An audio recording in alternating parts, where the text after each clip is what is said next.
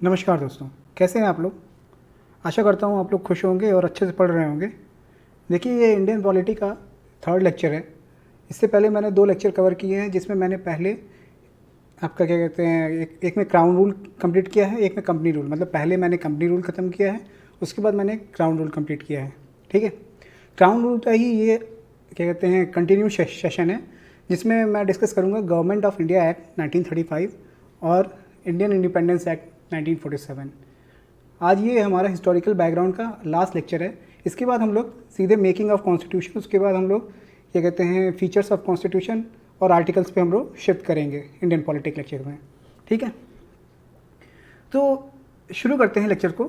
देखिए क्या हो रहा था उस समय, थोड़ा सा हिस्टोरिकल बैकग्राउंड देख लेते हैं। आफ्टर द पूना पैक्ट जब साइन हो गया, ठीक है, पूना पैक्ट में क्या हुआ, डिप्रेस क्लासेस को रिजर्व सीट्स मिल गई, किसमें, प्रोविंशियल लेजिस्लेचर में और सेंट्रल लेजिस्लेचर में। ठीक है, तो प्रोविंशियल में उनकी सीट जो है 71 से 147 कर दी गई, और सेंट्रल में जो है 18% का रिजर्वेशन दे दिया गया। ठीक है, ये हुआ था डिप्रेस क्लासेस के साथ। तो ये पूना पैक्ट तक डिप्रेस क्लासेस नाम था इसका। ठीक है, इसके बाद देखिए 1935 में इसको द शेड्यूल कास्ट कर दिया जाएगा। ठीक है, चेंज करके। ओके, ये 1935 में होगा।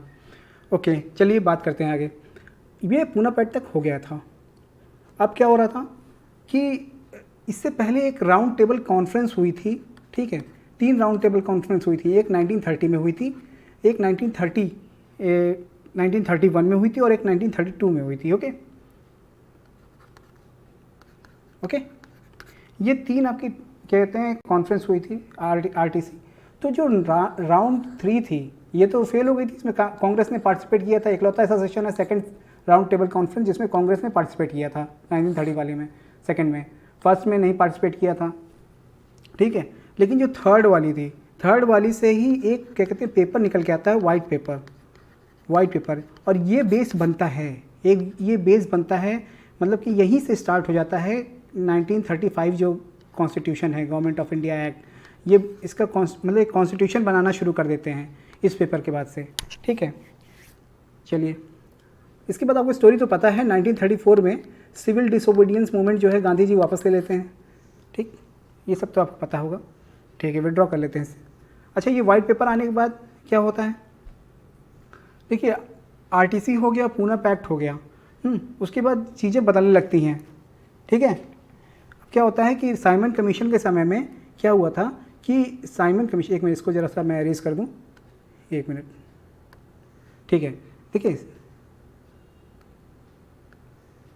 साइमन कमीशन के समय में ना रिकमेंडेशन जो दी गई थी, वो दी गई थी कि अब जो डायरकी जो है उसका एबॉलिशन कर दिया जाए, ठीक है, तो ये सब चीज़ें इस एक्ट के थ्रू पॉसिबल होंगी। लेकिन डायरकी जो है ना प्रोविंशियल लेवल पे अबॉलिश की जाएगी, कर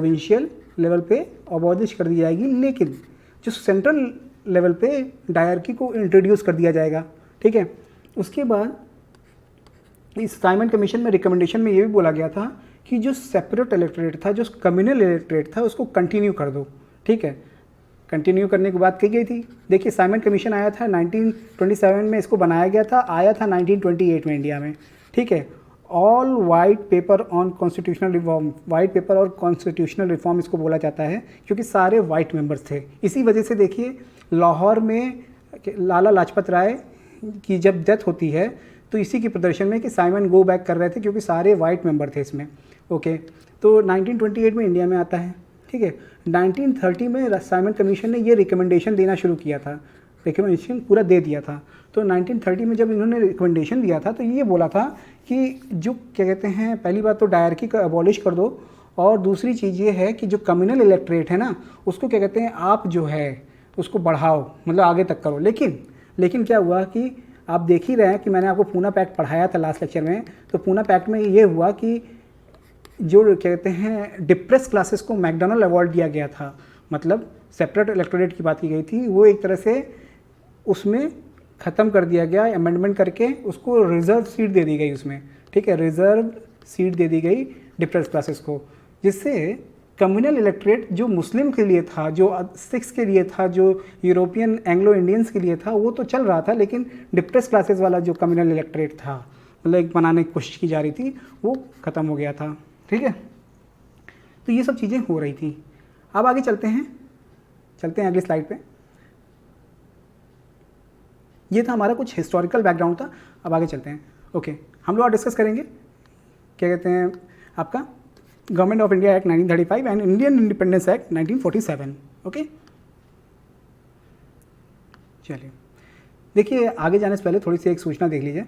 देखिए, स्टडी ग्लोस का एक क्या कहते हैं एथिक्स के, अगर आपको एथिक्स के IAS की प्रिपरेशन कर रहे हैं और आपको एथिक्स पढ़ना है ना, तो स्टडी ग्लोस बहुत अच्छा ऑफर लेकर आया है। एथिक्स की क्या कहते हैं पूरी नॉलेज के लिए, पूरा आपको मेंस के लिए एथिक्स तैयार करवाई जाएगी, आंसर राइटिंग है, पूरा कोर्स आपको दिया जाएगा और बहुत ही कम एंड अफोर्डेबल दाम पे होगा। ठीक है, जिससे आपको कोई स्टडी में दिक्कत ना आए और एथिक्स आपको एकदम क्लियर हो जाएगा कि आप मतलब एग्ज़ाम में अच्छे से आंसर राइटिंग कर सकते हो, ऐसे तैयारी करवाई जाएगी। तो स्टडी ग्लोस लेकर आए हैं। आप इसको क्या कहते हैं पूरा पे करने की ज़रूरत नहीं है। आप अनुराग क्या कहते हैं कूपन कोड यूज़ कर सकते हैं और आपको लगभग अगर 2,500 से ऊपर का कोर्स कोई खरीदते हैं तो आपको 20% का डिस्काउंट मिलेगा। अगर 2,500 से ऊपर खरीदते हैं तो 10% का डिस्काउंट मिलेगा और अगर 2,500 से कम का खरीदते हैं तो आपको 20% का डिस्काउंट मिलेगा। अगर आपकी कोई क्वेरी है ना, तो आप इस नंबर पे बात कर सकते हैं और डिस्क्रिप्शन में इनका ऐप मैंने लिंक दे दिया है, आप लिंक से कहते पता कर सकते हैं और कमेंट बॉक्स में भी आपको लिंक मिल जाएगा। चलिए, आप ज्वाइन कीजिए एकेडमी को, बहुत अच्छी है। चलिए आगे आज लेक्चर शुरू करते हैं। देखिए, हिस्टोरिकल बैकग्राउंड की मैं बात कर रहा था। ठीक है, हिस्टोरिकल बैकग्राउंड की मैं बात कर रहा था, तो थोड़ा सा जान लेते हैं। अभी तक मैंने आपको बता दिया ऊपर। देखिए, गवर्नमेंट ऑफ इंडिया जो पास हुआ था वो हुआ था 1935 में, लेकिन इसको इनैक्ट ये कब से इफेक्टिव हुआ? 1937 में ही इफेक्टिव हुआ। ठीक है, ओके। साइमन कमीशन की जो रिपोर्ट थी ना, वो पूरी तरह से सेटिस्फैक्ट्री नहीं थी, विच विल लीड टू कहते हैं RTC, जिसकी वजह से RTC हुई। लंदन में क्या लोग मतलब कि जो इंडियन की तरफ से जितने भी लोग थे, रिप्रेजेंटेटिव थे, और लंदन में उनके बीच में डिस्कशन होता है, कंसल्टेशन होता है। इसी वजह से राउंड टेबल कॉन्फ्रेंस होती है, जो कि सक्सेसफुल नहीं होती है। थर्ड वाले के बाद एक वाइट पेपर जनरेट हो जाता है। देखिए, the round table conference were failure because of their were unable to fulfil their goal. वो गोल मतलब कि फुलफिल करने में अकम्प्लिश नहीं कर पाए थे ब्रिटिशर्स। ठीक है, और 1933 में वाइट पेपर क्या कहते हैं रिलीज़ कर दिया जाता है based on the recommendation of round table conference. और ये राउंड टेबल कॉन्फ्रेंस कौन सी थी? थर्ड राउंड टेबल कॉन्फ्रेंस थी। ठीक है, और यही आपका बेस बनाती है कि इंडियन कॉन्स्टिट्यूशन के वर्क को शुरू करना है अब यहाँ से। ओके, चलिए, आज रिपोर्ट हुई थी ज्वाइंट सेलेक्ट कमेटी के द्वारा, जो लेड की थी लॉर्ड लिनिथगो ने, जो उस समय वॉइसरॉय थे, कि कंसीडर करने को कहे थे कि जो रिकमेंडेशन दिया गया है वाइट पेपर पे, उस पर क्या कहते हैं जो रिकमेंडेशन वाइट पेपर पे दिया गया था ना, तो लॉर्ड लिनिथगो ने कहा था कि इस पर कंसीडर करो इस रिपोर्ट को, और इसके थ्रू क्या कहते हैं कॉन्स्टिट्यूशन पे वर्क करना शुरू करो। ठीक है, ये ज्वाइंट सेलेक्ट कमेटी थी इनकी। और उसके बाद the government of India act 1935 laid down the federal form of government of India. ठीक है, देखिए, जो 1935 का एक्ट था, इसने क्या कहते हैं ऑल इंडिया फेडरेशन की स्थापना की थी, establish the all India federation. ठीक है, इस एक्ट के थ्रू हुआ था। लेकिन फेडरेशन पूरी तरह से सक्सेसफुल क्यों नहीं हुआ था, इसका रीज़न हम लोग आगे देखेंगे, लेकिन थोड़ा सा मैं बता देता हूँ। Because of princely states. ठीक है, प्रिंसली स्टेट्स पूरी तरह से पार्टिसिपेट नहीं कर रहे थे इस वजह से। ठीक, दूसरी चीज़ अगला हिस्टोरिकल में देख लेते हैं कि the government of India act derive material from 4 की सोर्सेज। अब 4 की सोर्सेज थे जो जिससे 1935 का जो गवर्नमेंट ऑफ इंडिया एक्ट है ना, वो कंसीडर किया जा रहा था। पहला था साइमन कमीशन, जो मैंने आपको बताया था कि साइमन कमीशन में क्या क्या रिकमेंडेशन दी गई थी, तो उसको मद्देनज़र रखते हुए क्या क्या चेंजेस करने थे ये लाया गया। दूसरा क्या था कि जो थर्ड राउंड टेबल कॉन्फ्रेंस थी, उसके थ्रू एक वाइट पेपर ले आया गया था, इसके थ्रू किया गया था।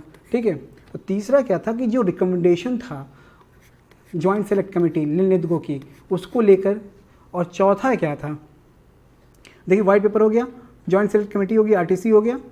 अच्छा, RTC मैंने नहीं बताया क्या? अच्छा हाँ, राउंड टेबल कॉन्फ्रेंस को भी कंसीडर किया गया था, उसमें जो बातें बोली गई थी उसको भी ध्यान में रखा जाएगा। थर्ड राउंड टेबल कॉन्फ्रेंस की बात हो रही है। ठीक है, ओके, तो ये था कुछ हिस्टोरिकल बैकग्राउंड। अब चलते हैं इसके फीचर्स पे। ठीक है, देखिए ये फीचर्स है, मैं शॉर्ट नोट्स की तरह मैंने यहाँ लिख दिए हैं। इसको मैं थोड़ा सा कहते हैं आगे पढ़ने के बाद बताऊंगा। वैसे अगर आपको जानना, देखिए फेडरेशन की स्थापना हो गई थी, कंसिस्टेड ऑफ 2 लेवल पे, सेंट्रल एग्जीक्यूटिव एंड पार्लियामेंट, और प्रोविंसेस एंड प्रिंसली स्टेट्स, ये 2 लेवल पे आपके कहते हैं फेडरेशन बन गया, ठीक।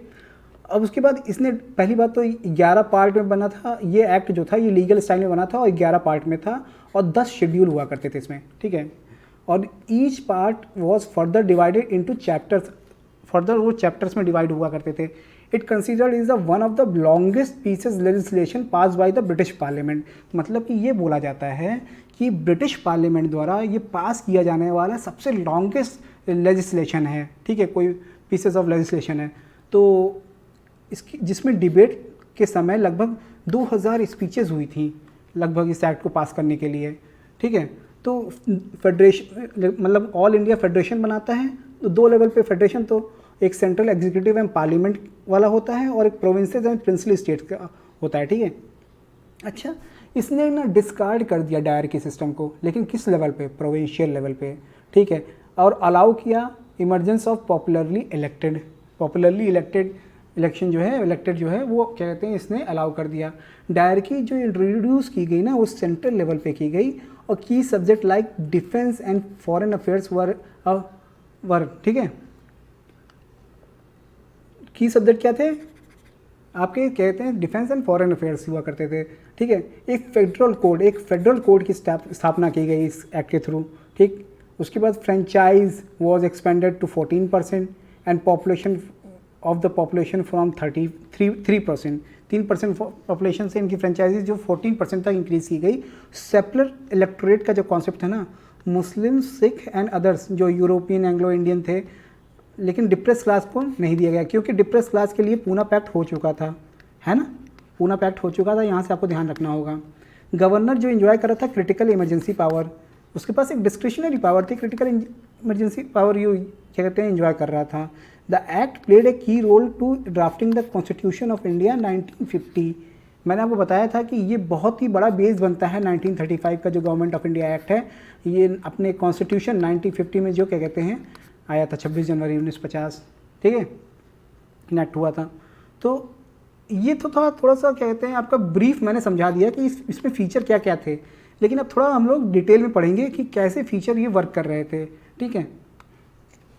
देखिए पहली बात तो ऑब्जेक्टिव क्या था 1935 गवर्नमेंट ऑफ इंडिया एक्ट का। देखिए इस एक्ट ने एंड किया डायरकी को, ठीक, जो कि इंट्रोड्यूस की गई थी 1919 में। कहाँ पे एक्ट किया करना था, मतलब इसका ऑब्जेक्टिव था, तो इसका ऑब्जेक्टिव ये था कि एंड करना था डायरकी को, जो कहते हैं 1919 में इंट्रोड्यूस की गई थी। और इवन साइमन कमीशन ने भी ये बोला था कि डायरकी को ख़त्म करो, ठीक है। Provided for establishment of federation of India to be made provinces of British India and some of all the princely state, ठीक है।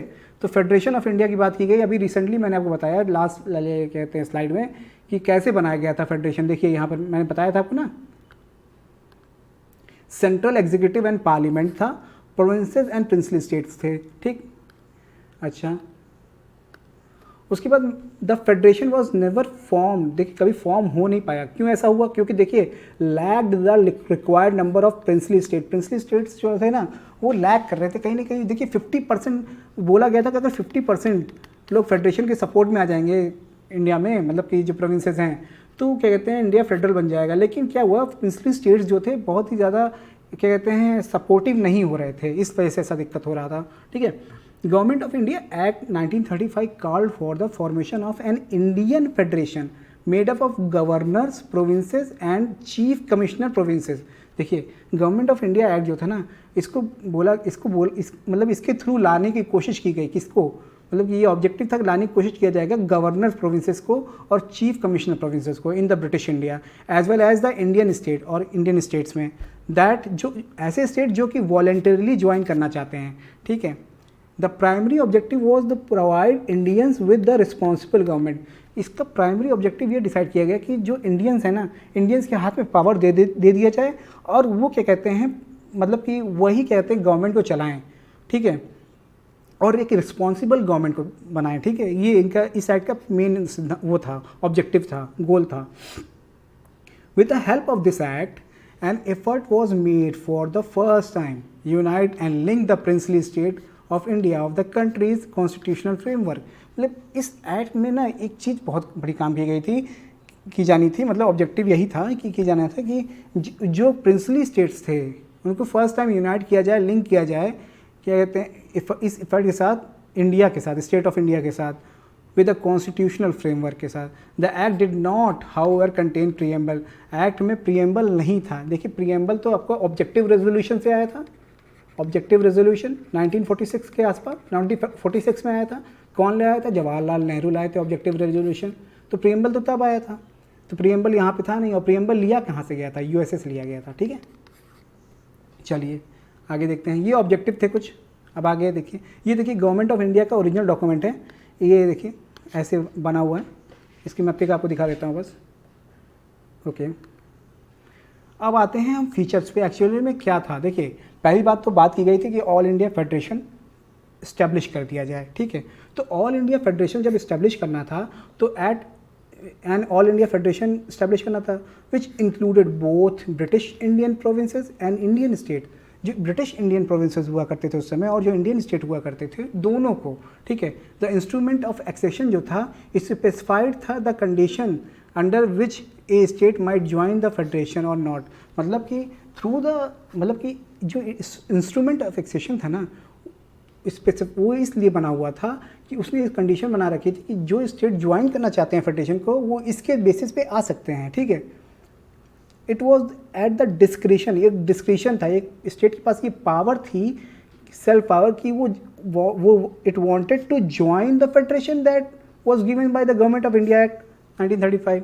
मतलब कि ये डिस्क्रिशन था स्टेट के पास कि वो ज्वाइन करना चाहता है कि नहीं फेडरेशन को। नहीं, वो कर भी सकता है, नहीं भी कर सकता है, उसके पास डिस्क्रिशन दी गई थी। ठीक है, तो ये ऑल इंडिया फेडरेशन की बात कर रहे हैं कि इस्टेब्लिश किया गया था एक तरह से। According to this act India would become a federation if 50% of Indian state decided to join it. ये बोला गया कि इंडिया फेडरेशन बन सकता है, बन जाएगा अगर 50% इंडियन स्टेट जो है ना इसको ज्वाइन कर लें। However the provision with the regard to federation were not implemented. Implement नहीं हो पाया as the required number of princely state did not join it. जो required number of princely state थे वो ज्वाइन नहीं किए, इस वजह से फेडरेशन नहीं बन पाया। ठीक, ये था ऑल इंडिया फेडरेशन। ठीक है, अब बात करते हैं प्रोविंशियल ऑटोनॉमी की। देखिए प्रोविंशियल ऑटोनॉमी की जब बात कर रहे हैं तो one of the redeeming feature जो था न्यू एक्ट का वो ये था कि mark the beginning of provincial autonomy. Provincial autonomy का मतलब क्या है कि राज्य को खुद की स्वायत्ता दे दी गई। हाँ, वो अपने आप से कंडक्ट कर सकता था, लेकिन एक क्या कहते हैं, एक फ्रेमवर्क में रहकर, समझ रहे हैं ना, कहीं ना कहीं से उसके ऊपर एक लिमिटेड फ्रेमवर्क रहेगा, लेकिन उसके पास सारी स्वायत्ता रहेगी, वो सब कुछ परफॉर्म कर सकता है, ऑटोनोमस हो गया वो। ठीक है, एडमिनिस्ट्रेशन चला सकता है अपने हिसाब से। ठीक है, the provinces were allowed to act as a autonomous unit of administration in their defined sphere. देखिए यहाँ लिखा भी हुआ है कि जो प्रोविंसेस थे ना वो अपनी ऑटोनोमस यूनिट चला सकती थी, एडमिनिस्ट्रेशन चला सकते थे, लेकिन एक डिफाइंड स्फीयर्स में। ठीक है, डिफाइंड स्फीयर्स में एक चला सकते हैं। डिफाइंड स्फीयर मतलब समझ लीजिए इस एरिया में ये जो भी एडमिनिस्ट्रेशन चलाना है अपने हिसाब से चलाएं। ठीक है, लेकिन एक डिफाइंड स्फीयर्स बना दिया गया एक तरह से। ठीक है, further more the act establish responsible government. मैंने आपको बताया था कि एक रिस्पॉन्सिबल गवर्नमेंट बनानी थी, इंडियंस द्वारा चलाई जाएगी जो। ठीक है, तो act established a responsible government in provinces which compelled the governor to act on the advice of minister. मतलब जो मिनिस्टर होते थे, हाँ, वो एडवाइस करते थे गवर्नर को। ठीक है, तो इसका मतलब गवर्नर क्या था, अगर प्रोविंस में रूल कर रहा है तो वो किसके बेसिस पे करेगा, act on the advice of minister who were accountable to the provincial legislature. Sorry, जो अकाउंटेबल होंगे प्रोविंस के लेजिस्लेचर पे। ठीक है, अकाउंटेबल रहेंगे प्रोविंस के लेजिस्लेचर को। सॉरी, ओके, तो ये बोला गया कि एक रिस्पॉन्सिबल गवर्नमेंट बनेगी जिसमें क्या कहते हैं, गवर्नर जो होगा वो एडवाइस पे किसके एक्ट करेगा, मिनिस्टर्स के, और वो मिनिस्टर जो होंगे अकाउंटेबल होंगे प्रोविंस के लेजिस्लेचर को। ठीक है, और ये act came into effect in 1937 और डिसकंटिन्यू हो गया 1939 में। ठीक है, ये भी ध्यान दीजिएगा। However, does not mean that the Act of 1935 established a full-fledged responsible government in the provinces। मतलब इसका ये मतलब नहीं था कि जो 1935 का एक्ट था उसने full fledged responsible government province में बना दी। Minister did not have complete control over how their department for handle, मतलब कि मिनिस्टर के पास पूरी तरह से कंट्रोल नहीं था, कंप्लीट कंट्रोल नहीं था कि वो अपने डिपार्टमेंट को कैसे हैंडल कर रहे हैं, करेंगे, करते थे। ठीक है, governors retain A range of over riding power, governor के पास ना रिटेन किया हुआ था एक range of over riding power, दो दे वर रेयरली यूज्ड, वो रेयरली यूज हुए थे।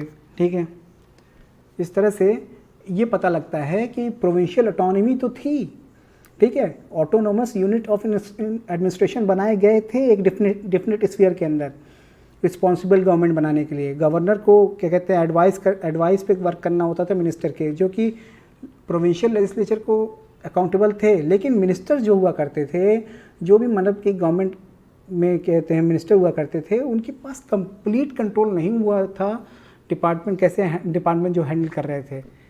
ठीक है,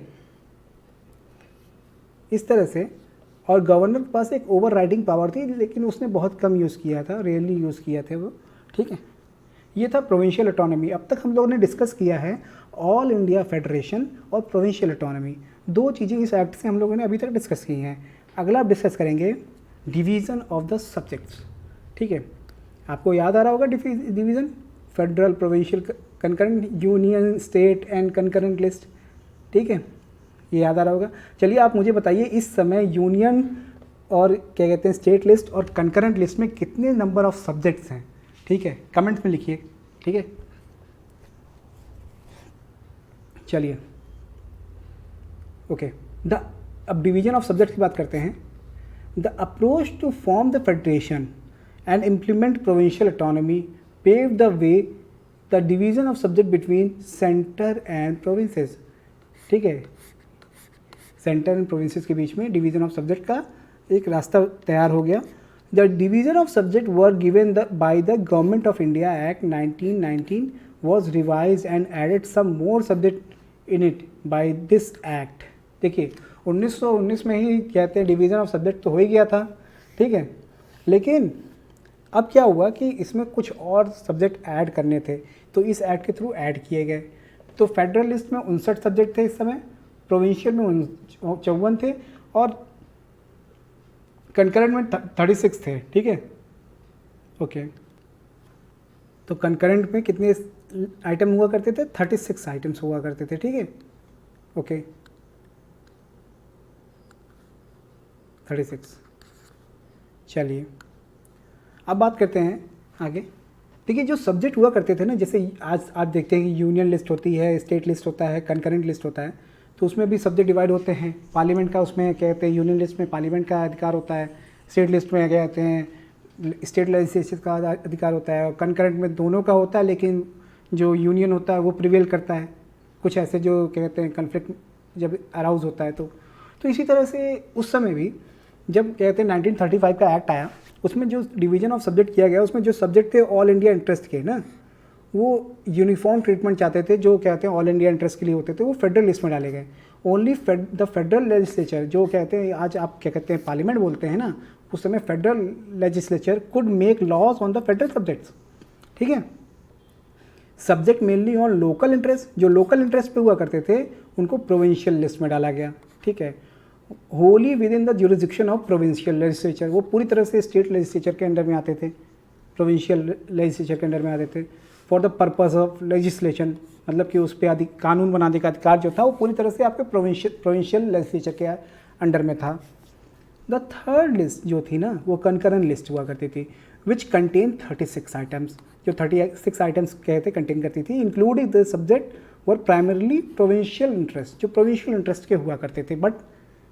बट देखिए जो कंकरेंट में हुआ करता था ना, करंट में जो सब्जेक्ट हुआ करते थे वो प्रोविंस के इंटरेस्ट के लिए हुआ करते थे।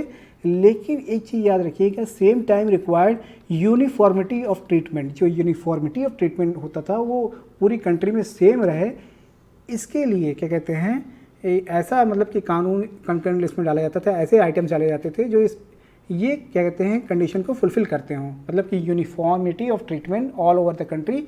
लेकिन जो प्राइमरली जो हैं वो क्या कहते हैं रिक्वायर्ड किसके लिए हैं, प्रोविंशियल इंटरेस्ट के लिए हैं, ठीक है। लेकिन इस केस में भी एक रूल था ये कि अगर मान लीजिए कुछ ऐसे टॉपिक हैं जिस पे क्या कहते हैं डिसएग्रीमेंट हो रहा है स्टेट और मतलब फेडरल और प्रोविंशियल लेजिस्लेचर के बीच में, तो हमेशा फेडरल लॉ जो है कंकरेंट लिस्ट के मतलब कि मैटर में प्रिवेल कर जाएगा, प्रेसिडेंस में आ जाएगा, ठीक है। In order to resolve this point of conflict, the Constitution authorized the Viceroy to allocate his discretion the right to legislate on any subject। मतलब कि इस कॉन्फ्लिक्ट को रिजॉल्व करने के लिए ना, मतलब इस जो कॉन्फ्लिक्ट होती थी इस प्रोविंशियल और फेडरल के लेजिस्लेचर के बीच में कंकरेंट लिस्ट में, तो इसको रिजॉल्व करने के लिए कॉन्स्टिट्यूशन ने वाइसरॉय को एक क्या कहते हैं डिस्क्रिशन दे रखा था कि राइट टू लेजिस्लेट, ठीक है, ऑन एनी सब्जेक्ट, किसी भी सब्जेक्ट पे लेजिस्लेट कर सकता है। Not included the lists either the centre और द प्रोविंसेस, मतलब कोई भी लिस्ट में हो सकता था, चाहे वो सेंटर लिस्ट में हो सकता था, प्रोविंस लिस्ट में हो सकता था या कंकरेंट लिस्ट में हो सकता था, किसी भी लिस्ट में वाइसरॉय को एक क्या कहते हैं वो दे दिया गया था राइट टू लेजिस्लेट का डिस्क्रिप्शन, ठीक है। अगर आपको समझ में आ गया तो आगे बढ़ते हैं, नहीं समझ में आया तो रिवाइंड करके एक बार देखिए या फिर कमेंट में मुझसे पूछिए, मैं ज़रूर बताऊंगा और कमेंट किया कीजिए। अब देखते हैं अगला पॉइंट जो है। अब तक हम लोगों ने देखा क्या, हमने देखा establishment of all India federation, फिर हमने देखा क्या एक डिवीज़न ऑफ सब्जेक्ट देख लिया, और हमने क्या देखा, हमने देखा प्रोविंशियल ऑटोनॉमी, ठीक है। अब देखते हैं डायरकी एट द सेंटर। देखिए प्रोविंशियल से हटा के तो डायरकी अब सेंटर में ला दी गई थी, ये तो आपको मैंने बता ही दिया। ये जो मेन पॉइंट है ना, ये सब जरूर याद रखिएगा। डायरकी सेंटर में आ गई थी तो एबॉलिश कर दिया डायरकी प्रोविंशियल लेवल पे और इंट्रोड्यूस कर दिया सेंट्रल लेवल पे। तो 2 कैटेगरीज ऑफ फेडरल सब्जेक्ट थे, पहले भी रिजर्व हुआ करते थे, ट्रांसफर हुआ करते थे। रिजर्व जो हुआ करते थे एग्जीक्यूटिव काउंसिल्स के लिए हुआ करते थे, ट्रांसफर जो हुआ करते थे लेजिस्लेटिव काउंसिल्स के लिए हुआ करते थे, है ना। ये पहले मैंने आपको बता रखा है। तो अब यहाँ पर देखते हैं क्या हो रहा है। देखिए रिजर्व सब्जेक्ट की बात करते हैं। रिजर्व लिस्ट हुआ करती थी और ट्रांसफ़र लिस्ट हुआ करती थी उस समय, ठीक है। तो अब ये देखते हैं the subject that are mention in the category of federal subject, जो फेडरल सब्जेक्ट हुआ करते थे उसमें were to be the administered by viceroy on the advice of executive councillor and executive council could not exceed the its limit of 3 members. मतलब देखिए reserve subject ऐसे subject हुआ करते थे जो क्या कहते हैं फेडरल कैटेगरी में आया करते थे, जो नेशनल इंपॉर्टेंस के लिए वो करते थे पूरे देश के लिए, ठीक है। और सबके लिए लेजिस्लेशन एक चाहिए होता था, तो वो फेडरल लिस्ट में आते थे। और वो एडमिनिस्ट्रेटर कौन करता था, वाइसरॉय करता था, किसकी एडवाइस पे, एग्जीक्यूटिव काउंसिलर्स की एडवाइस पे और एग्जीक्यूटिव काउंसिल्स की एडवाइस पे, जो कि 3 मेंबर से ज़्यादा नहीं हो सकते थे, ठीक है। जैसे religious affair, defence, administration of tribal areas and external affairs were included in the reserve list, ठीक है। That subject was administered. देखिए अब ट्रांसफर लिस्ट की बात करते हैं। The subject was to be administered on advice of ministers and the number of minister could not be exceed more than 10, ठीक है। तो जो ट्रांसफर सब्जेक्ट हुआ करते थे वो लेजिस्लेटिव काउंसिल की हुआ करते थे। तो एडमिनिस्ट्रेट कौन करता था, administrate on the advice of minister, minister की एडवाइस पे होता था। और जो नंबर ऑफ मिनिस्टर होते थे वो could not exceed 10। Subject other than reserve were dealt with in the transfer subject. जो क्या कहते हैं रिजर्व सब्जेक्ट में नहीं आते थे सब्जेक्ट्स, वो ट्रांसफर सब्जेक्ट थे, डील किया जाते थे और मिनिस्टर डील करता था, ठीक है। चलिए बाई कैमरल लेजिस्लेचर। देखिए अब सेंटर में डायरकी आई तो बाई कैमरल लेजिस्लेचर होना कंपलसरी है कि हो ही जाएगा, ठीक है। तो सेंट्रल लेजिस्लेचर जो है बाई कैमरल हुआ, consisting of federal assembly and council of states, ठीक। आज जिसको आप लोकसभा और राज्यसभा बोलते हैं ना, राज्यसभा को आप काउंसिल ऑफ स्टेट्स बोलते हैं, लोकसभा फेडरल असेंबली उस समय रही होगी, ठीक है। तो council of state was upper house, देखिए लिखा भी है, और परमानेंट बॉडी थी with 1/3 of its membership retiring every 3rd year, ठीक है। 1/3 मेंबर जो थे हर 3 साल पे रिटायर हुआ करते थे। अब आपको बताना है कि इस समय क्या सिचुएशन है, ठीक है। ये क्वेश्चन है मेरा कि आज जो है राज्यसभा में कितने मेंबर जो हैं कितने साल पे रिटायर होते रहते हैं, ठीक है। इट वॉज, देखिए आप आगे चलते हैं, इट वॉज देखिए यहाँ पर लिखा है परमानेंट बॉडी थी, one of the third member membered retiring every third year.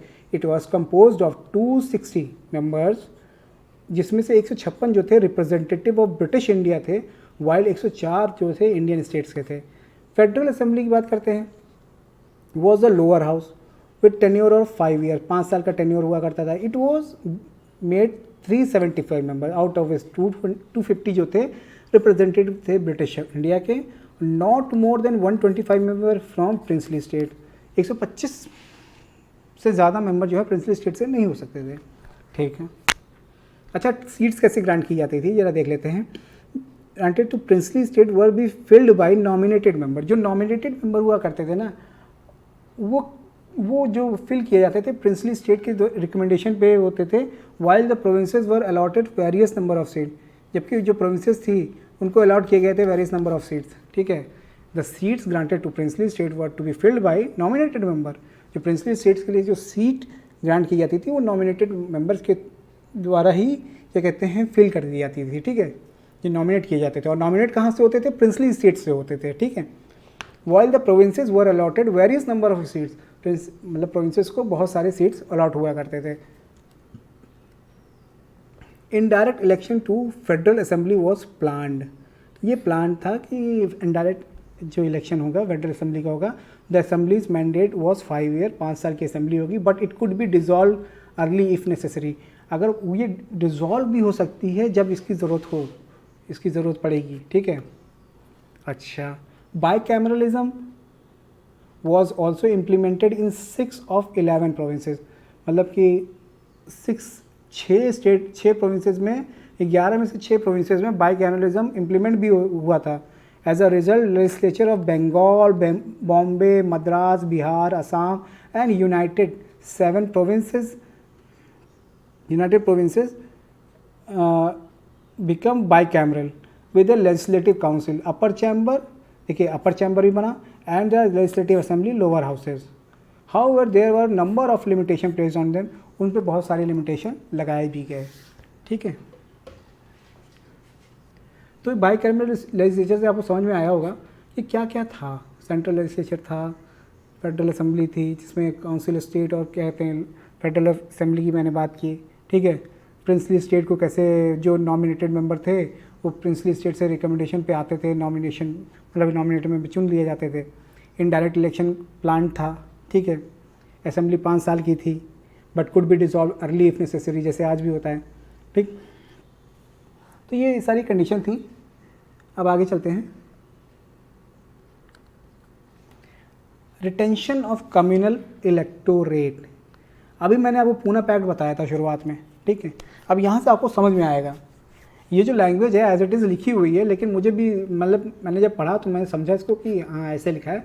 It further extended the principle of communal representation by providing separate electorates for the depressed classes scheduled caste, जिसको इस समय scheduled caste बोला गया, depressed classes को, women and labour workers.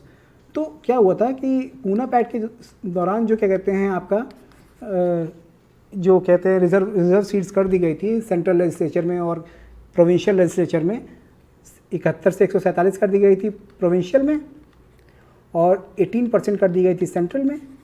तो उसी की बात कर रहा है, फर्दर एक्सटेंड कर दिया। और वुमेन के लिए और लेबर वर्कर के लिए, जो लेबर्स थे उनके लिए भी कम्युनल एक रिप्रेजेंटेशन, एक मतलब कि रिजर्व सीट वहाँ पे डाल दी गई थी। मुस्लिम जो थे ना उनको 33% मतलब 1/3% जो सीट्स थी फेडरल लेजिस्लेचर में, जो सेंट्रल लेजिस्लेचर था federal, although their number was much less than 1/3 of the total population of British India. देखिए 1/3 जो कहते हैं मेंबर थे जो फेडरल लेजिस्लेचर में थे वो मुस्लिम रिप्रेजेंटेशन के हुआ करते थे। लेकिन ये भी बोला जाता है कि उस समय जो ब्रिटिश इंडिया की जनसंख्या थी मुस्लिमों की उससे बहुत कम हुआ करती थी रिप्रेजेंटेशन, ठीक है। Even the workers of the women got separate representation, देखिए यहाँ सेपरेट रिप्रेजेंटेशन मिला ना उनको, लेकिन उन्होंने कुछ कहा नहीं था इसके लिए, ठीक। अच्छा, अब फेडरल कोड की बात करते हैं। फेडरल कोड के बारे में क्या बोला गया है, देखिए government of India act 1935 provide किया establishment of federal code. Federal code यहाँ पे बना which would interpret the act and educate dispute relating to federal matters. देखिए अब ये क्या करेगा, इंटरप्रेट करेगा, जितने भी एक्ट बनेंगे उनको उनका इंटरप्रिटेशन किसके हाथ में आ गया, फेडरल कोर्ट के हाथ में आ गया। और जो उनका एजुकेशन था, जो उनके डिस्प्यूट होते थे, उनको कौन लीगली क्या कहते हैं डिस्प्यूट को सॉल्व करेगा, फेडरल कोर्ट करेगा। तो इस एक्ट के थ्रू ये बोला गया। ठीक, the act establish A federal court with one chief justice, एक चीफ जस्टिस हुआ करते थे, नॉट मोर देन 86 जजेस। मतलब फेडरल कोर्ट में एक चीफ जस्टिस हुआ करते थे और 86 जजेस से ज़्यादा नहीं हो सकते थे, to resolve conflict between centre and member units. Centre and member units का मतलब समझ रहे हैं, प्रोविंसेस, प्रिंसली स्टेट्स, इन सब के बीच में the federal court was given exclusive original jurisdiction. ठीक है, उनको मतलब फेडरल कोर्ट को ओरिजिनल ज्यूरिसडिक्शन दिया गया था, एक्सक्लूसिव भी था वो। ठीक है, कोई भी डिस्प्यूट हो मतलब सेंटर जो फेडरल सेंटर और मेंबर यूनिट्स के बीच में अगर कोई भी डिस्प्यूट होगा, वो क्या कहते हैं उसका एक्सक्लूसिव ओरिजिनल ज्यूरिसडिक्शन जो है ना, वो फेडरल कोर्ट के हाथ में होगा। Okay, appeal from high court जो होगी, अपीलेट जो ज्यूरिसडिक्शन की बात हो रही है, appeal from high court to federal court and from the federal court to privy council were made possible. Privy council जो थी वहाँ तक इसको क्या कहते हैं इस एक्ट के थ्रू पॉसिबल कर दिया गया कि जो अपीलेट ट्रिब्यूनल है, मतलब अपील की जाएगी हाई कोर्ट से, और फिर हाई कोर्ट के बाद सुप्रीम कोर्ट से भी जो प्रिवी काउंसिल में की जाएगी उसको एक्सेप्ट कर लिया गया, वो पॉसिबल हो गया इस एक्ट के थ्रू। अच्छा, the federal court might also issue special leave to appeal although such appeal required a certificate from high court. ठीक, थोड़ा इसको इरेज कर देते हैं। देखिए आपको यहाँ पे समझ में आना होगा कि जो प्रिवी काउंसिल होती है, इसके बारे में मैं बता देता हूँ। देखिए जो प्रिवी काउंसिल होती है ना, जैसे मान लीजिए कोई राज्य का कहते हैं प्रतिनिधि है, मतलब जैसे मुख्यमंत्री हो गया, प्रधानमंत्री हो गया, उसके कुछ क्या कहते हैं स्पेशल सलाहकार होते हैं, स्पेशल एडवाइज़र होते हैं। उस काउंसिल में 3 से 4 मेंबर ही होते हैं, उसी को बोलते हैं प्रिवी काउंसिल। ठीक है, तो यहाँ पे जब अपीलेट की बात कर दी जा रही है ना, तो अपील जो है हाई कोर्ट से की जा रही थी, फेडरल कोर्ट में की जा रही थी। अब फेडरल कोर्ट जो है अपील कर सकता था प्रिवी काउंसिल को, जो कि पॉसिबल कर दिया गया इस एक्ट के थ्रू। ठीक, हमने प्राइवेट काउंसिल के बारे में डिस्कस कर लिया है। अब बात करते हैं द फेडरल कोर्ट। इसी में देखिए अगला पॉइंट कह रहा है, the federal court might also issue special leave to appeal although such appeal required a certificate from high court. देखिए क्या होता है ना, स्पेशल लीव टू अपील में क्या होता है, इसमें क्या होता है कि ये एक अपील नहीं है, एक तरह से पटिशन है कि हमने अपील की है, उसके लिए पटिशन डाला जाता है।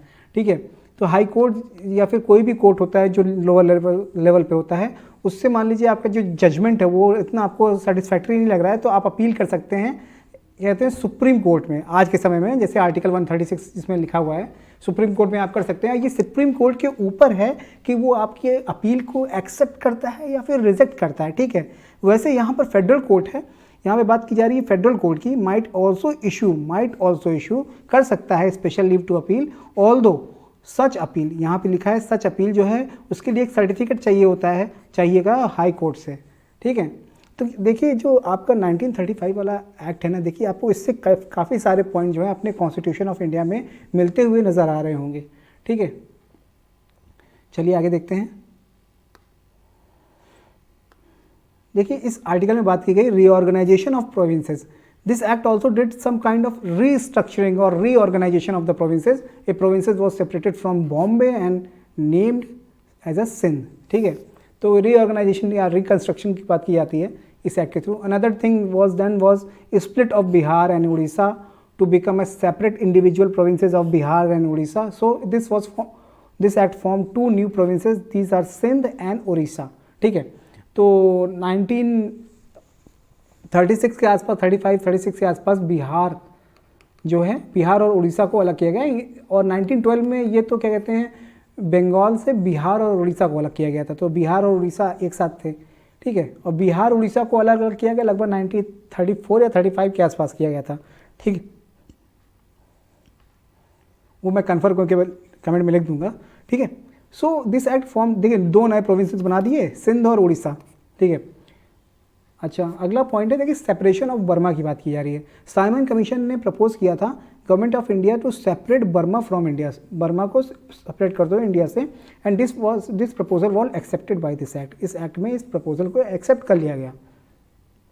तो 1935 में द बर्मा एक्ट पास किया गया, separation from India, and done after 2 year of this act, that is 1937। 1937 में पूरी तरह से बर्मा को अलग कर दिया गया। और the Burma act propose for a new Burma office which had power to establish Burma as a separate colony of British. ठीक है, चलिए, सुप्रीमेसी ऑफ पार्लियामेंट। देखिए, दिस एक्ट 1935 का जो एक्ट था ये बहुत ही रिजिड था। It could not be change और amend any Indian legislature whether federal और टेम्पररी। मतलब इतना रिजिड था कि वो कोई भी चाहे चेंज या फिर अमेंड नहीं कर सकता था इंडियन लेजिस्लेचर में, वेदर वो फेडरल का हो या फिर टेम्पररी हो। It was granted to British government alone the authority to make modification. मतलब इस एक्ट के थ्रू क्या हो रहा था कि देखिए, पहली बात तो एक ऐसी गवर्नेंस की बात की जा रही थी जो कि रिस्पॉन्सिबल हो, है ना, तो इंडियंस के हाथ में आ रही थी। लेकिन अब इंडियंस के हाथ में ये पावर तो नहीं दे सकते ना कि वो अमेंड कर दे कुछ भी लेजिस्लेचर में। तो ब्रिटिश गवर्नमेंट ने इस एक्ट के थ्रू अपने पास सोल अथॉरिटी रखी कि वो मॉडिफिकेशन कर सकता है, समझे। तो by submitting a resolution to the constitution the Indian legislature में at most pray for constitutional amendment. मतलब कि देखिए, यहाँ लिखा हुआ है कि एक रिजोल्यूशन अगर पास होगा कॉन्स्टिट्यूशन में, तो इंडियन लेजिस्लेचर बस ये कर सकता था कि वो बस एक प्रार्थना कर सकता था कॉन्स्टिट्यूशनल अमेंडमेंट के लिए। किसके पास कर सकता था? ब्रिटिश गवर्नमेंट के पास कर सकता था। It was imposition on India by British parliament, और ब्रिटिश पार्लियामेंट इम्पोज करता था। ठीक, तो सुपरमेसी ऑफ पार्लियामेंट तो था, लेकिन सुपरमेसी पार्लियामेंट जो था ना, ब्रिटिश पार्लियामेंट की बात हो रही हो गई यहाँ पर। तो ठीक है, ब्रिटिश पार्लियामेंट तो सुप्रीम हो गया यहाँ पर, British government. Okay, abolition of Indian council of the secrecy of state, secretary of state. देखिए, सेक्रेटरी ऑफ स्टेट को हटा दिया गया इस एक्ट के थ्रू ना, अबॉलिश कर दिया गया। जो काउंसिल थी of the secretary of state for India, जो क्रिएट की गई थी 1858 में। मैंने बताया तो वहाँ पे सेक्रेटरी ऑफ स्टेट बनाया गया था, जिसके पास बहुत सारी पावर थी। Secretary of state was have advisers in its place with the introduction of provincial autonomy. The control of Secretary of State over transfer subject was greatly diminished.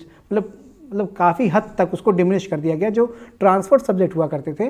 देखिए, reserve subject तो कहते हैं आपके एग्जीक्यूटिव के पास हुआ करते थे, एग्जीक्यूटिव काउंसिल के पास, लेकिन जो ट्रांसफर सब्जेक्ट हुआ करते थे वो लेजिस्लेटिव काउंसिल के पास हुआ करते थे। तो जो ट्रांसफर सब्जेक्ट थे ना, वो काफ़ी हद तक डिमिनिश कर दिए गए। उसके पास जो मतलब कि जो सेक्रेटरी ऑफ स्टेट था, उसके पास जो पावर हुआ करती थी ट्रांसफर ऑफ सब्जेक्ट को लेकर, वो भी पूरी तरह से लगभग डिमिनिश ही कर दी गई।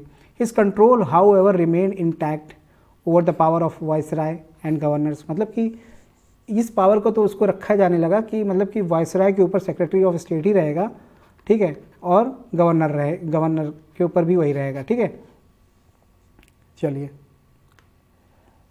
फेडरल रेलवे अथॉरिटी की बात करते हैं। यहाँ पर क्या हुआ, देखिए, federal railway authority, this act placed control of railway in the hand of a new body known as Federal Railway Authority। ठीक है, फेडरल रेलवे अथॉरिटी बनाई गई जो कि पूरी तरह से रेलवे का काम जो करती थी, न्यू बॉडी जो थी। The member of this body number 7 member हुआ करते थे। They were not subject to jurisdiction of councillors और मिनिस्टर। वो कहते हैं उस ज्यूरिसडिक्शन में नहीं आते थे काउंसिलर, मतलब कि they were not subject to jurisdiction of councillor और मिनिस्टर। काउंसलर और मिनिस्टर के ज्यूरिसडिक्शन में नहीं आते थे। The viceroy receive direct report from the authority. मतलब वाइसराय के अंडर में सीधे था ये जो आपका फेडरल रेलवे अथॉरिटी था, FRA। ठीक है, the primary goal of establishing this authority was to reassure British stake holder that their investment in the railway was secure. उनका रेलवे में इन्वेस्टमेंट जो है सिक्योर रहे। अब अदर प्रोविजन देख लेते हैं। It provided for the establishment of Reserve Bank of India। देखिए, 1934 याद आ रहा होगा आपको, RBI act, to control the currency and credit of the country. Currency का कंट्रोल और क्रेडिट जो है कंट्री में पहुंचाने के लिए एक RBI, reserve bank of India का इस्टेब्लिशमेंट होता है। ठीक है, it also provide establishment of not only federal public service commission but also provincial public service commission and joint public service commission for 2 और मोर प्रोविंसेस। देखिए, इसने federal public service commission ही नहीं बल्कि प्रोविंशियल पब्लिक सर्विस कमीशन को भी establish किया और joint public service commission को भी इस्टेब्लिश किया, जो कि 2 या 2 से अधिक स्टेट्स को डील करते थे। Separate electorate for women were beneficial to women's advancement in the decision making process. जो सेपरेट इलेक्टोरेट मैंने बताया था ना, जो दिया गया था वुमेन और लेबर्स को, उसमें ये बेनिफिशियल था वुमेन्स एडवांसमेंट के लिए डिसीजन मेकिंग प्रोसेस में। ठीक है, अच्छा इस एक्ट का सिग्निफिकेंस क्या रहा? अभी तक तो हम लोगों ने फीचर डिस्कस कर लिया कि इतने सारे फीचर्स थे ये, तो हम लोगों ने पूरे फीचर डिस्कस कर लिए कि क्या क्या था। देखिए FRA बनाया गया, ठीक है, abolition of Indian council and secretary of state हुआ, सुप्रीमेसी हुआ, reorganisation of provinces, federal code, retention of communal electorate, bicameral legislature बनाया गया, डायरकी एट द सेंटर किया गया, फिर उसके बाद डिवीज़न ऑफ सब्जेक्ट भी हम लोगों ने देखा, प्रोविंशियल ऑटोनॉमी भी देखा हम लोगों ने, ऑल इंडिया फेडरेशन भी देखा। ठीक, अब हम लोग देखते हैं कि जो 1935 एक्ट बना इसका क्या सिग्निफिकेंस आया। ठीक है, ओके, तो Government of India act 1935 curtail the power of concentrated in the hands of central government. ठीक है, कर्टेल किया पावर को जो concentrated hand in the central government and distributed it among the decentralise form of government. मतलब जो centralise power थी ना वो पूरी तरह से अब डिसेंट्रलाइज होने शुरू हो गई। देखिए प्रोविंशियल को ऑटोनॉमी मिली, तो ऑटोनॉमी मिली तो वहाँ पर भी गवर्नमेंट एक रिस्पॉन्सिबल गवर्नमेंट का निर्माण कर दिया गया, जो कि एक क्या कहते हैं सर्टेन स्फीयर के अंदर काम करेगा ऑटोनॉमी के साथ पूरी तरह से। ठीक है, अच्छा separate electorate for the women के लिए यहाँ पे बात की गई, जो डिसीजन मेकिंग में और वुमेन एम्पावरमेंट के लिए बहुत अच्छा था। Despite the fact they had not requested, उन्होंने रिक्वेस्ट की नहीं थी, were beneficial to women's advancement in the decision making process, ये हम लोगों ने अभी डिस्कस किया था। Workers had their own representation as well which aided the progress of working class. The act first attempt to give provinces an autonomous state, first step था province को autonomous state दिया गया by freeing them from external interference, उनको मतलब कि external interference था उससे free किया गया। Another reason was this act provide voting rights, देखिए वोटिंग राइट की बात आ गई यहाँ पर, provide voting rights to more people than were given that the government of India Act 1919, उससे ज़्यादा लोगों को यहाँ पर वोटिंग राइट दी गई। Okay, the act also suggested establishment of A federal government, देखिए ये सब पॉइंट मैंने बता दिया है, would also allow princes to participate in India's political activity. Furthermore, the drafters of the Indian Constitution took into account those characteristics of the Government of India Act that well suited for a free India. जो free India के लिए important थे उसको क्या कहते हैं draft किया गया, क्या कहते हैं 1935 एक्ट से अपने इंडियन कॉन्स्टिट्यूशन में। तो constitution of India also borrowed the feature that every state should have a governor who would elected by the central government, आज भी आप देखते हैं। Okay, the Public Service Commission that we see in Article 315 of the Indian Constitution had also been taken from the Government of India Act 1935. Federal Public Service Commission, Provincial Public Service Commission and Joint Public Service Commission, इसकी बात मैंने अभी आपको बताई थी, ये feature बताया था मैंने। ठीक है, ये सिग्निफिकेंस थे कुछ। अब आप देख लेते हैं कुछ क्रिटिसिज्म जो इस एक्ट के थ्रू क्रिटिसिज्म किए गए एक्ट के लिए। देखिए the new act arm the governors and viceroy with tremendous discretionary power and thus reduce the provincial autonomy to raise to a farce. एक दिखावा था, एक तरह से बोला गया कि इन्होंने गवर्नर और वायसराय को ट्रेमेंडस डिस्क्रिशनरी पावर दे दी है।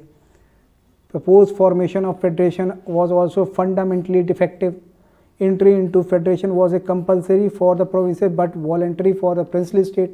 तो ये एक तरह से गलत दिखाया गया कि मतलब जो प्रोविंसेस हैं उनको तो एंट्री कंपलसरी कर दी, लेकिन जो प्रिंसली स्टेट है उनके लिए अभी भी एक क्या कहते हैं एक गैप छोड़ रखा है कि आप वॉलंटरी आ सकते हो, जा सकते हो, आपका मन है। तो एक तरह से फार्स ही था, एक तरह से दिखाया गया कि एक छलावा है। Besides the states were to be represented in federal legislature not by the elected representative of the state but the nominatives of native rulers। ये भी बात सही है कि जो स्टेट्स थे, स्टेट से भी नॉमिनेशन के थ्रू ही क्या कहते हैं कैंडिडेट आ रहे थे। The act failed to provide proper federal structure, क्योंकि प्रिंसली स्टेट्स ने क्या कहते हैं पार्टिसिपेट नहीं किया। The majority of power was with the viceroy के साथ था। It not only retain the system of communal electorate but also extend its application in the case of Harijan, labour and women. ठीक, क्रिटिसिज्म हुआ। In the name of preserving minorities against Hindu tyranny, the Viceroy and the Governor were given broad power to the Act 1935.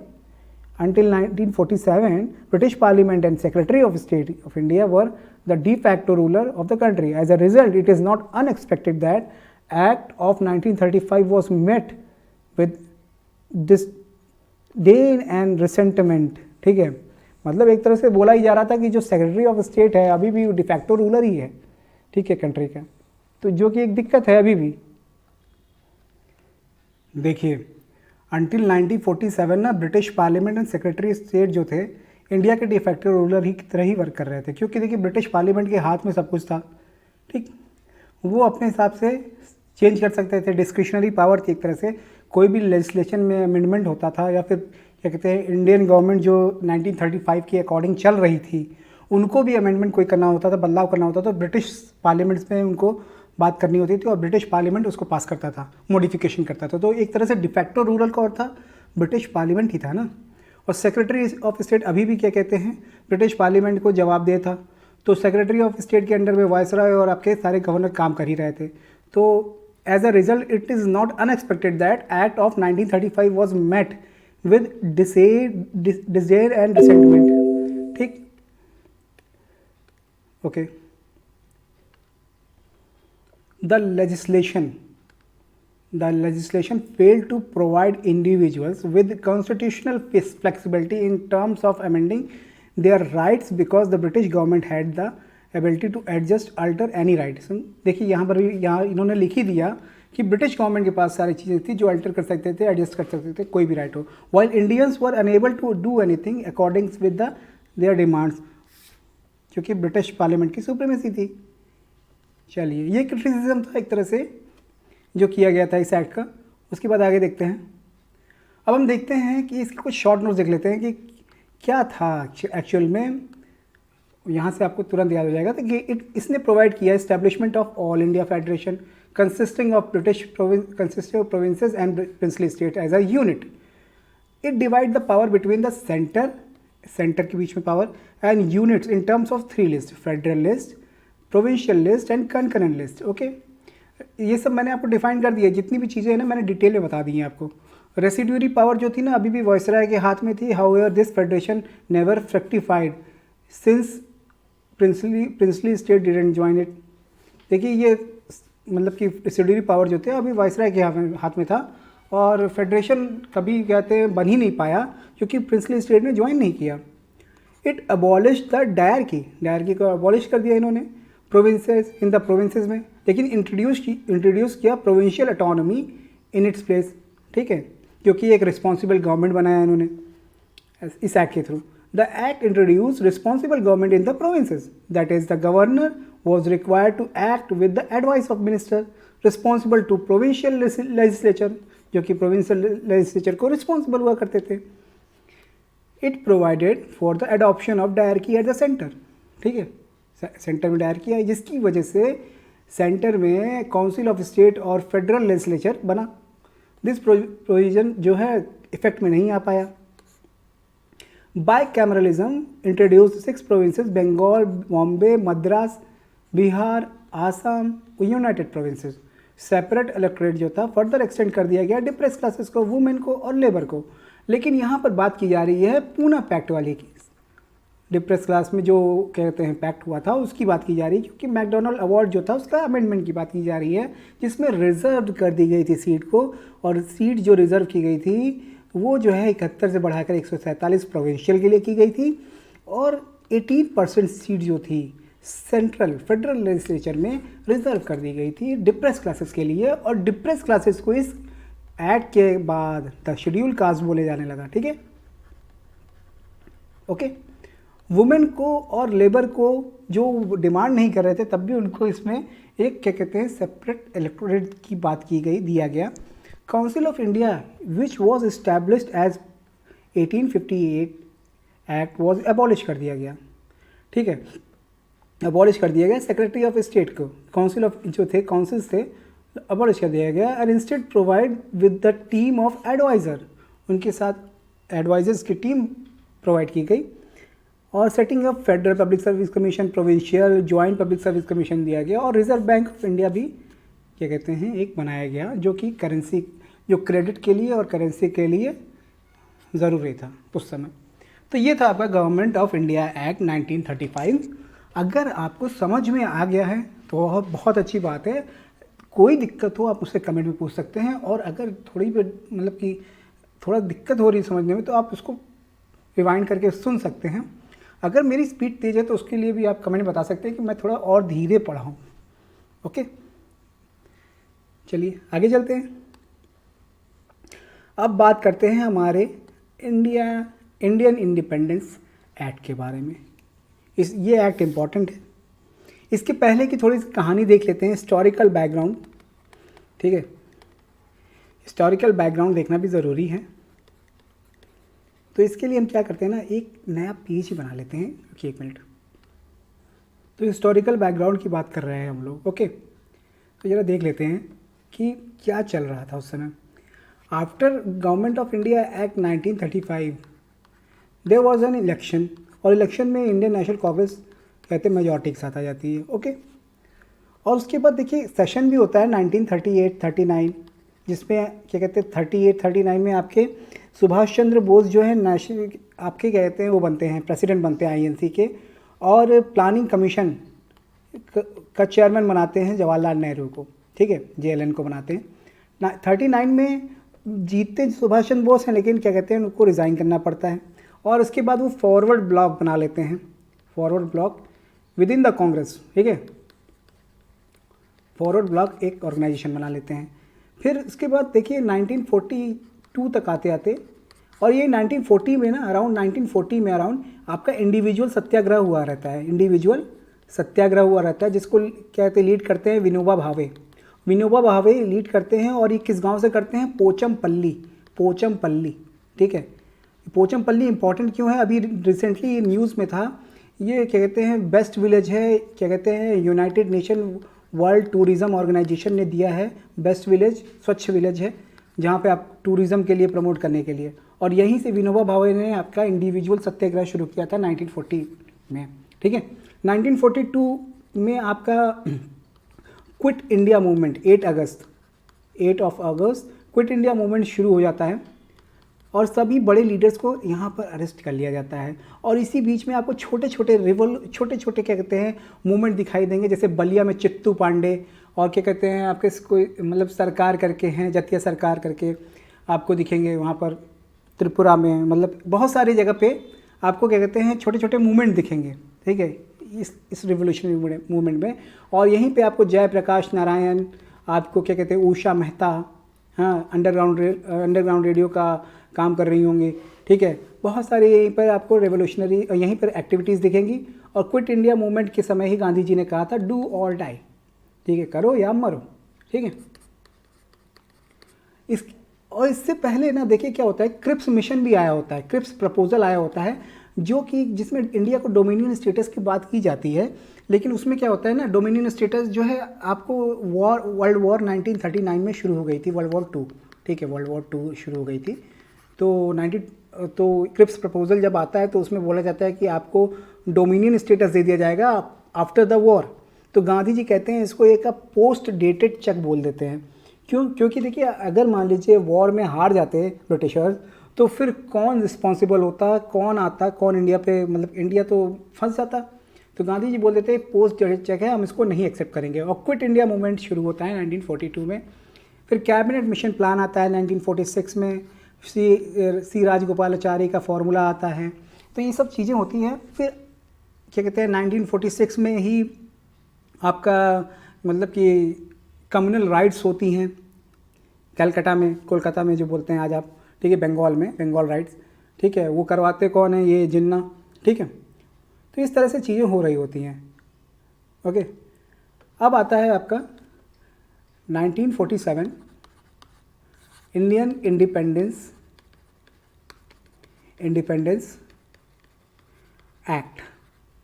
बहुत important act है, क्योंकि चलिए आगे देखते हैं इसका थोड़ा सा। ठीक है, देखिए उस समय का न्यूज़ है ये, कैसे क्या कहते हैं इंडिया को आज़ादी मिली थी, birth of India's freedom, the times of India का ये न्यूज़पेपर है, देखिए, ठीक है। आइए देखते हैं थोड़ा सा historical background. The India's independence act, Attlee का अनाउंसमेंट होता है। India the legislation was drafted by labour government of Clement Attlee, उस समय प्रधानमंत्री थे उस समय के। It based on totally Mountbatten plan. देखिए माउंटबेटन उस समय जो थे इंडिया के वायसराय बन के आए थे, और उन्हीं के प्लान जो 3 जून प्लान बोला जाता है जिसको, उसी के बेस पे क्या कहते हैं ये बना था इंडियन इंडिपेंडेंस एक्ट।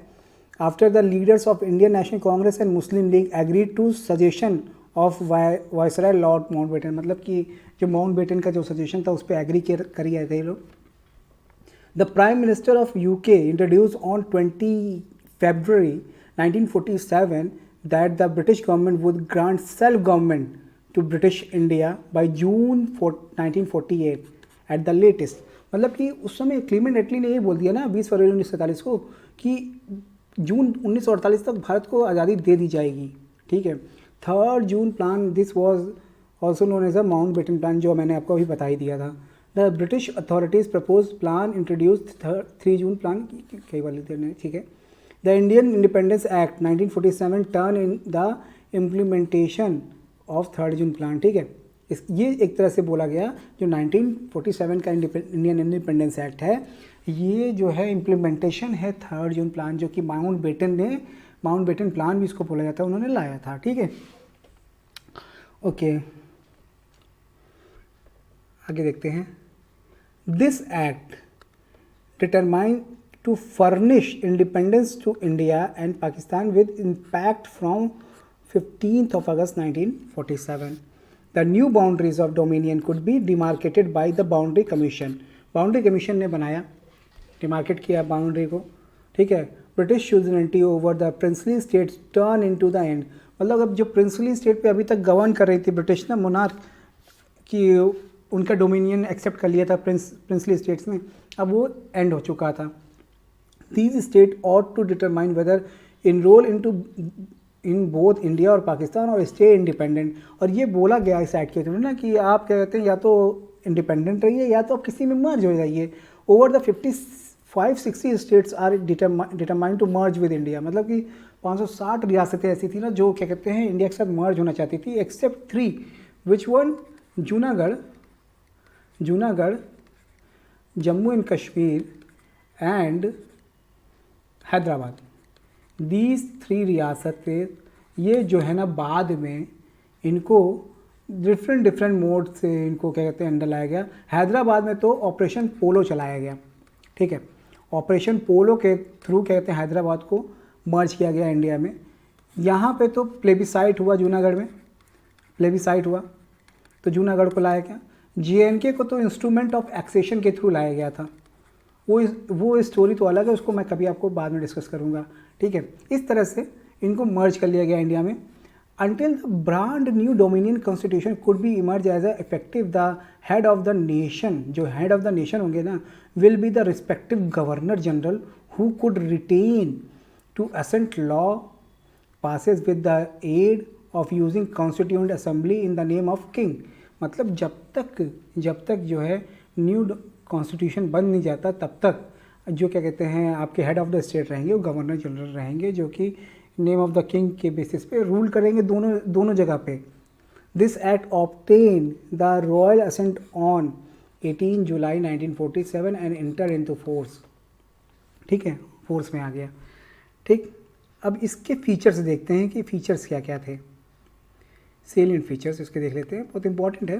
देखिए इसने क्या किया ना, पहली बात तो एंड किया, क्या किया, ब्रिटिश रूल इंडिया को एंड किया और डिक्लेयर किया India as a independent and sovereign state. देखिए यहाँ पर बहुत इंपॉर्टेंट पॉइंट है, सोवरेन स्टेट है ये ना। From August 15, 1947 it provided a partition of India and creation of 2 independent dominion of India and Pakistan, 2 dominion बनाए with the right to secede from the British Commonwealth, ठीक है। जिनको कहते हैं ये राइट दिया गया कि आप ब्रिटिश कॉमनवेल्थ को आप कहते हैं छोड़ सकते हो, आप या रह भी सकते हो, कोई दिक्कत नहीं है, आपके ऊपर है। It abolish the office of viceroy के ऑफिस को अबॉलिश किया इस एक्ट ने और प्रोवाइड किया and provided for each dominion एक गवर्नर जनरल, हर डोमिनियन मतलब पाकिस्तान को भी इंडिया को भी एक गवर्नर जनरल प्रोवाइड किया गया। Who was to be appointed by, जो कि अपॉइंट किया जाता था ब्रिटिश किंग के द्वारा on the advice of dominion cabinet, जो डोमिनियन की कैबिनेट थी, मतलब जो इंडिया की जो कैबिनेट होगी उसके द्वारा एडवाइस किया जाएगा और ब्रिटिश का किंग जो है उसको गवर्नर जनरल बना देगा। His majesty's government in Britain was have no responsibility with respect to government of India और Pakistan. His majesty government in Britain was have no responsibility, कोई रिस्पॉन्सिबिलिटी नहीं थी with respect to government of India and Pakistan, ठीक है। It empowered the constituent assembly, constituent assembly जो हुआ करती थी उसको एम्पावर किया of the two dominion to frame and adopt any constitution for their respective nation. मतलब जो कॉन्स्टिट्यूशन अब यहीं से शुरू होगा ना पॉलिटी।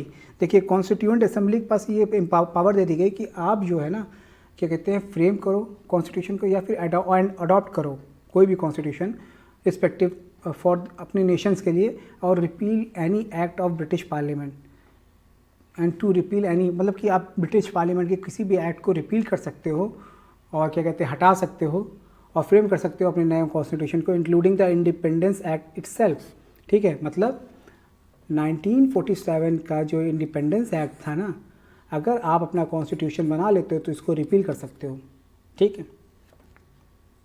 चलिए इस एक्ट ने, एक minute, it empowered the constituent assembly of both the dominion to the legislate for their respective territories till the new constitution were drafted and enforced. इस कॉन्स्टिट्यूशन ने डोमिनियन को लेसे के न्यू रिस्पेक्टिव टेरिटरीज, मतलब नए को इस एक्ट ने, इंडियन इंडिपेंडेंस एक्ट ने ना उस समय कॉन्स्टिट्यूएंट असेंबली को इतना एम्पावर कर दिया था कि both the dominion to legislate for their respective territories, इस एक्ट के थ्रू दोनों डोमिनियन जो हैं अपने रिस्पेक्टिव टेरिटरीज में कहते हैं लेजिस्लेट कर सकती हैं, मतलब रूल कर सकती हैं, गवर्न कर सकती हैं, जब तक वो नया कॉन्स्टिट्यूशन फॉर्म ना कर लें, ड्राफ्ट ना बना दें और इन्फोर्स ना कर लें। No act of British parliament passed after, क्या कहते हैं नो एक्ट, देखिए यहाँ पे लिखा हुआ है no act of British parliament passed after 15 August 1947 was to extend to either of new dominions, मतलब कि 15 अगस्त 1947 के बाद कोई भी एक्ट जो है ब्रिटिश पार्लियामेंट पास नहीं कर सकता और ना ही एक्सटेंड कर सकता है either to new dominion unless it was extended there to by a law of legislature of the dominion, या मतलब कि जब तब नहीं कर सकता तब तक जब तक जो कहते हैं लेजिस्लेचर है डोमिनियन का वो खुद ना कर दे, ऐसा एक्सटेंड ना कर दे, ठीक है, समझ रहे हैं। ये अब डोमिनियन लेजिस्लेचर के हाथ में था कि वो क्या करना चाहता है क्या नहीं करना चाहता है। Okay, it abolish the office of secretary of state for India and transferred his function to secretary of state for Commonwealth affair, जो कॉमनवेल्थ अफेयर था उसके पास ट्रांसफ़र कर दिया सेक्रेटरी ऑफ स्टेट की पावर को। It proclaim the lapse of British paramountcy over the Indian princely state and treaty relation with tribal areas from August 15 August 19। इस act ने ना एक चीज़ ये प्रोक्लेम कर दी कि ब्रिटिश जो पैरामाउंटेसी थी, जो ब्रिटिश क्राउन का मतलब कि रूल कर रहे थे, एक तरह से प्रिंसली स्टेट उनके अधीन में थे, वो पूरी तरह से ख़त्म हो चुका है। कब से? 15 अगस्त 1947 से ख़त्म हो जाएगा। और जो ट्राइबल एरियाज़ के साथ इनके ट्रीटी रिलेशंस थे वो सब ख़त्म कर दिए जाएंगे ब्रिटिश पैरामाउंटेसी के, ब्रिटिश के।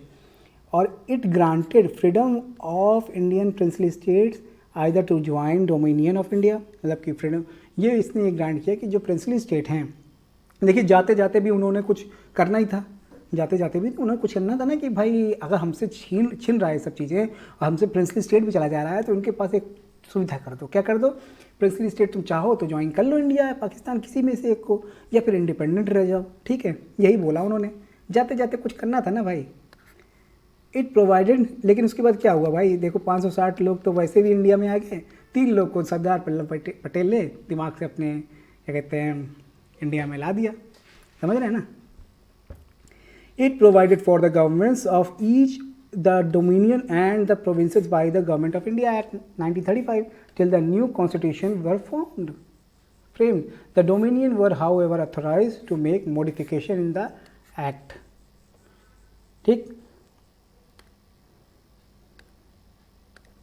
ओके अगला पॉइंट देख लेते हैं. It deprive the British monarch, इसने ब्रिटिश मोनार्क को डिप्राइव कर दिया of his right to veto bill. Veto bill जो था, और ask for reservation of certain bills for his approval. मतलब ये सबसे डिप्राइव हो चुके थे ब्रिटिश मोनार्क, और मतलब इनके पास जो वीटो बिल था, जो उनके पास रिजर्वेशन सर्टन बिल पे था, उनके अप्रूवल के बारे में, उनके अप्रूवल के लिए क्या कहते हैं कोई एक्ट पास करने के लिए जितनी भी चीज़ें थी, इस एक्ट ने सब कुछ ख़त्म कर दिया. But this right was reserve for governor general. लेकिन ये राइट जो था ना, वो गवर्नर जनरल के लिए रिजर्व कर दिया गया. The governor general would have full power to assent any bill. कोई भी पावर, जो उसके पास पूरी पावर थी, किसी भी बिल को असेंड कर सकता था in the name of his majesty, अपनी मैजेस्टी के नेम पे. It is designated the governor general of India and the provincial governor as a constitutional nominal head of the state. मतलब कि आज जैसे प्रेसिडेंट को आप बोलते हैं ना constitutional head of the state India का, और गवर्नर को बोलते हो, गवर्नर का आप बोलते हैं कि जो स्टेट है उसका कहते हैं कॉन्स्टिट्यूशनल हेड है, नॉमिनल हेड है. वैसे उस समय गवर्नर जनरल ऑफ इंडिया को और प्रोविंशियल गवर्नर को constitutional head of the states बोला गया. They were made to act on the advice of respective council of the minister in all matter. मतलब एड एंड एडवाइस के साथ ही वो वर्क कर सकते थे इन ऑल मैटर्स पे.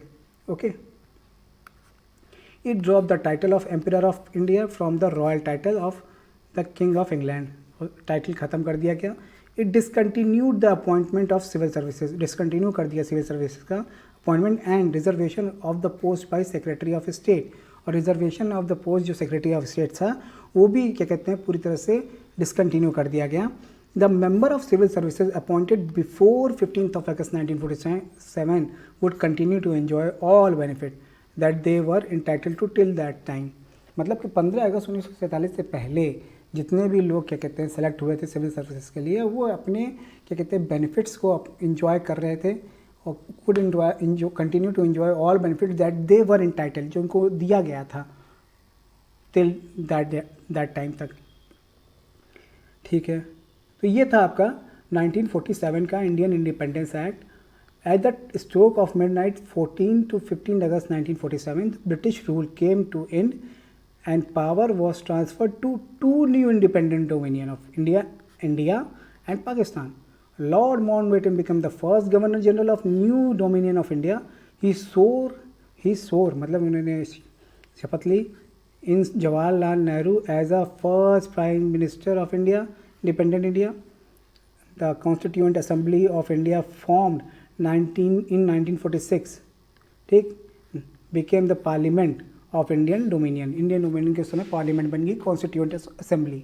ठीक, तो ये था आपका 1947 कॉन्स्टिट्यूशनल इंडियन इंडिपेंडेंस एक्ट. ठीक, अब हम डिस्कस करते हैं इस एक्ट का इम्पैक्ट क्या पड़ा. ठीक है, देखिए as Attlee put the fulfilment of British mission हो चुका था इंडिया में. Culmination of long process of payment जितना था सब खत्म हो चुका था. Lord Samuel describe the law of house as a law as a peace treaty without war. ये सब तो बोलेंगे ही पीस ट्रीटी विदाउट वॉर, क्योंकि इन लोगों ने छोड़ दिया था इंडिया को ऐसे समय में जहाँ पे बहुत ज़्यादा कम्युनल राइट हो रही थी, बहुत ही ज़्यादा अनस्टेबल था चीज़ें. ठीक है, even the Indian leader held the enactment of this act. Doctor Rajendra Prasad said that period of British rule over India's in today and our relationship with UK will continue to be maintained on the basis of equality, goodwill and mutual understanding. देखिए diplomat बहुत अच्छे थे doctor Rajendra Prasad, उन्होंने बहुत अच्छी statement दी यहाँ पर. ठीक, the law marked the beginning of new era of free India but large number of people are leaders are not satisfied with it. ठीक है, मौलाना अबुल कलाम आज़ाद ने कहा August 14 for Muslim in Pakistan is a day for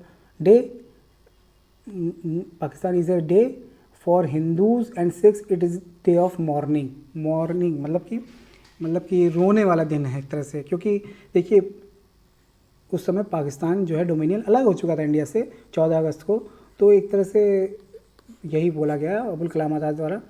the end of British rule over Indian state and granting them access to dominion और maintaining independence poses a serious threat to the unity of the states and India as a nation. Despite this shortcoming, It cannot be denied that India Independence Act 1947 closed the chapter of British rule in India and marked the beginning of free India, the Republic of India. Okay. Repeal of the act, इसको देख लेते हैं. The law empowered both provinces to repeal any act of parliament applicable to them, including the Indian Independence Act. ये आपको मैंने बता ही दिया था. Later, India and Pakistan repealed 1947 Independence Act by adopting their constitution. ठीक. Section 395 of the Indian Constitution and Section 221 of the Pakistan Constitution of 1956 effectively repealed the Indian Independence Act 1947. With the adoption of Constitution of India, the status of dominion was also abolished and India became a republic. देखिए यहीं से Republic हो गया, the Republic of India.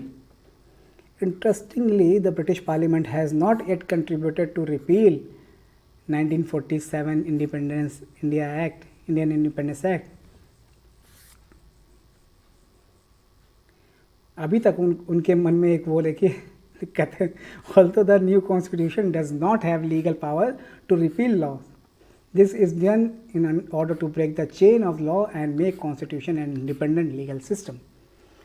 तो ये था हमारा आज का सेशन, जिसमें हम लोगों ने 1935 एक्ट के बारे में देखा, 1947 के बारे में देखा, और इस तरह से हमने हिस्टोरिकल बैकग्राउंड जो है ना वो फिनिश कर लिया है.